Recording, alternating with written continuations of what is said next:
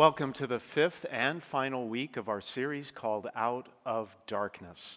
From the very beginning, we've been talking about how the enemy whispers in the dark, trying to convince us that the situation is desperate, it's always going to be this way, you're stuck in the darkness. But as we've been saying, you have the power to call out those lies, the spiritual armor to come out of that darkness. God sees what we can't. He knows that the darkness is only for a season. It's not forever. It's only for a season. It's not forever. And He knows that just on the other side of that delay and disappointment and even death, glory awaits you. And whatever missteps you may have made along the way, that's all in the past because God can turn even our mistakes into miracles. You were not created to live in the darkness with negative thoughts and behaviors. You were not put here to suppress the light. As much as the enemy would like to convince you otherwise, you were made to take back the light. Now today, in the final week of this series, I want to talk with you about your story is not over. We all go through times when God feels far away. You're going through a tough situation and wonder why God isn't helping you out. You keep praying, but nothing seems to change. And sometimes you can't even hear His voice or feel His presence anymore. The darkness is so deep. Even great saints like Mother Teresa and St. John of the Cross felt this at times. It's called the dark night of the soul. It's when God feels so distant, it's almost like He's not there at all. And those feelings are not wrong or bad, they're just human. We wonder why the long delay, why things aren't turning around. Seems like God has given up on our situation and moved on to some other problem. But that's because we can't see what's going on behind the scenes. And yet with faith, we know that the waiting is not forever. It's merely a divine delay.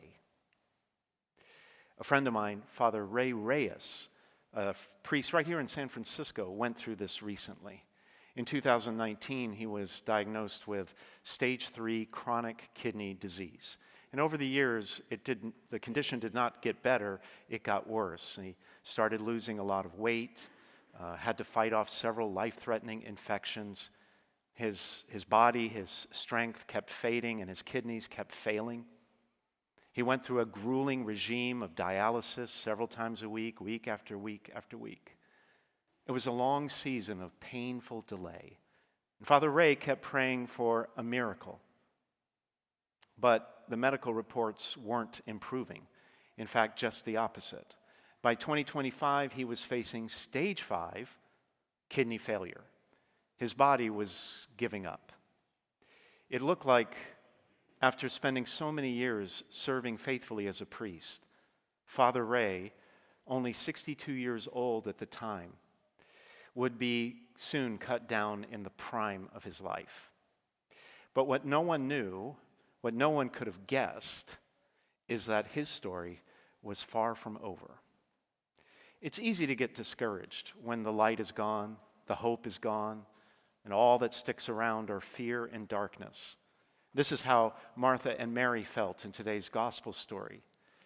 Their brother Lazarus got sick, and it wasn't a little head cold or a minor sinus infection. It was serious. But they stayed in hope because they knew Jesus was close by. They knew He was around, and He had already healed so many people, performed so many miracles, worked so many wonders. They believed that He could restore health back to their brother. So they sent word to Him, told Jesus that Lazarus was very sick, and asked Him to come. Now, they were all friends, so you would think that Jesus would have dropped everything and come right away. But that's not what happened. The passage says Jesus loved Martha and his sister and Lazarus. So, when he heard that he was ill, he remained where he was for 2 days. The Greek version puts it this way: He loved them, therefore He waited. Therefore He stayed. Therefore He didn't come. That doesn't make sense. and it's shocking. But the gospel writer, John, was making an important point. Sometimes God holds back because an even bigger miracle is coming, something you never expected, something you would never have dreamed of. If Jesus had come right when he heard the news, he could have easily healed Lazarus, brought health back to him, no problem. And that would have been good. But God wanted to show the depths of his love, which is why Jesus said to his disciples, this illness is not to end in death, but is for the glory of God, that the Son of God may be glorified in it. May be glorified in it. See, there are times when God allows a situation to get worse before he makes it better because he's preparing an even greater miracle. Yes, Jesus waited a few days before he came, but he was not late. It was a divine delay so that he could reveal his absolute power over life and death, so that you and I could know that even in the deepest darkness, nothing is impossible for God. In the dark, the enemy speaks death and defeat. Oh, it's all over. Your marriage is too far gone. Your past is too messy. Your career, long dead. All those dreams you had for life, give up on them. They're 6 feet under. That's where Martha and Mary were in the gospel after Jesus did not show up when they expected him to. Now their brother Lazarus was dead and buried. Nothing left to do except mourn. The passage says that many of the Jews came to Martha and Mary and comforted them about their brother.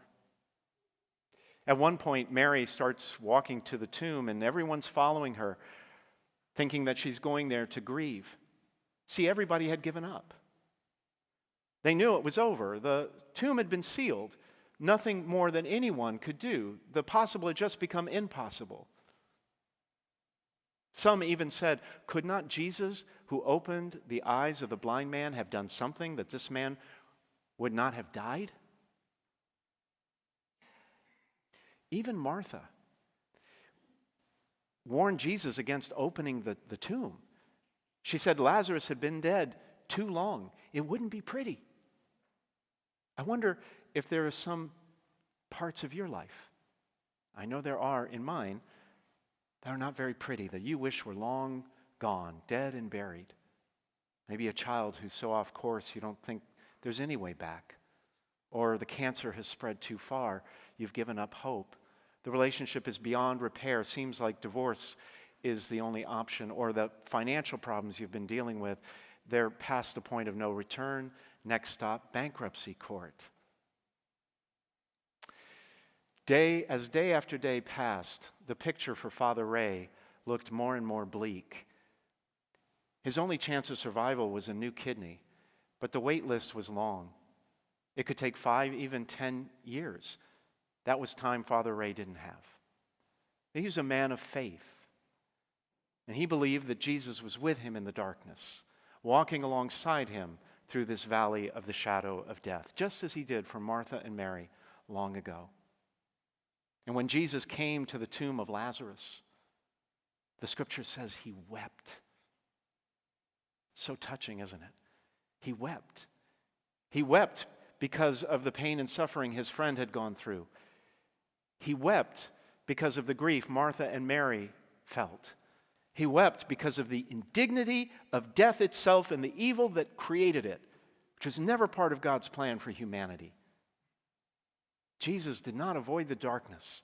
He stepped right into it. He didn't stand off at a distance. He stood right in front of that tomb, face to face with the darkness. He wasn't intimidated. He wasn't afraid. He knew that he had the power to change the outcome. He knew that through his divine authority, the story was not over for Lazarus.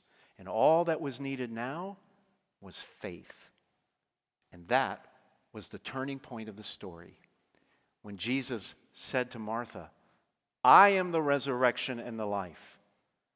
Whoever believes in me, even if he dies, will live. And everyone who lives and believes in me will never die. Do you believe this? And Martha said to him, yes, Lord. I have come to believe that you are the Christ, the Son of God, the one who is coming into the world. That was Martha's profession of faith. And even Mary, who had she was sitting at home, but when she heard that Jesus had arrived, she ran to greet him. It was a sign of her renewed faith. Both women, both sisters stayed in faith, and that's all Jesus needed.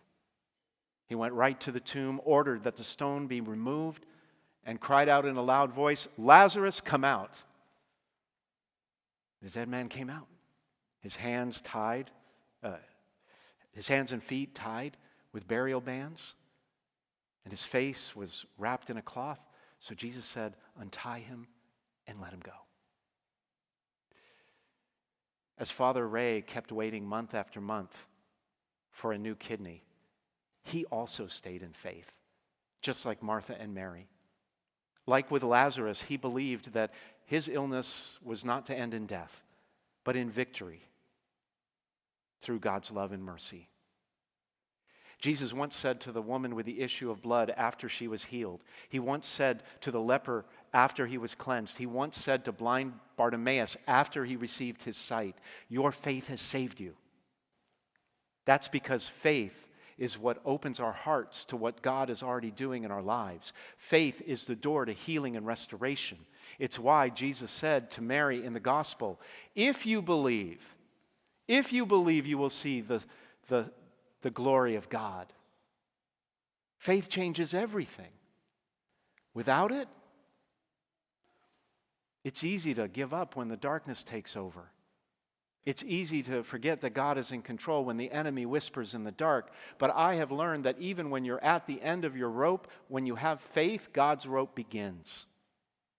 And just when it looked darkest for Father Ray, God was moving behind the scenes already, setting things up, getting things ready. Father Ray sent out a message to the whole Catholic community in the Bay Area. We printed it here in our flock note, our email, several weeks in a row. He was asking anyone who would to come forward and give him one of their kidneys. He trusted God so much that he believed someone, somewhere, would do that for him. It was a huge ask. Kidney donors have to go through rigorous medical evaluations. It can take over a month to heal and 2 years of follow-up examination. Sometimes there are serious complications like a permanent loss of total kidney function up to 1/3 for the donor, or restrictions that will limit the donor's lifestyle forever. To be honest, it's not like asking for a spare part. But just when the enemy thought he had Father Ray cornered, God showed his sovereign authority even over death. Jesus showed up at the tomb, so to speak, and called Father Ray out of it. And they didn't just send an anonymous donor to take away that stone. It was someone God had been preparing, lining up for a long time. Another priest, Father Francis, right here in San Francisco, stepped forward and offered his kidney. Against all odds, they were a perfect match. It was a divine setup that only the creator of the universe could have orchestrated. And when those two priests went into surgery early in 2026, God was showing the world that the darkness cannot stop what he has already ordained. And today, Father Ray is recuperating nicely. Soon he'll be back to pastoring his church, back to full strength. In the meantime, he says, understandably, that Father Francis is his new hero, and now his twin brother. What the enemy meant for harm, God used for good. At their lowest point, when they were stuck in a foreign land, when their hopes were buried deep beneath the rubble of their temple destroyed by the Babylonians,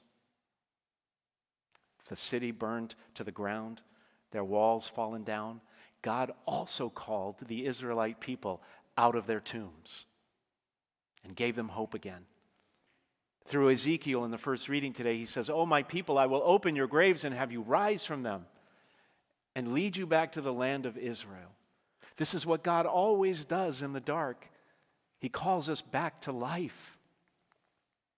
Just like Jesus called Lazarus out of the tomb, just like God called the Israelites to rise out of their graves, just like he called Father Ray to a new life of hope and freedom and healing and health. The darkness does not have the final say. The darkness does not determine the end. Death is not the final chapter. The same Jesus who stood in front of the grave of Lazarus now stands in front of the tombs of our lives, calling us out of that darkness and into his light.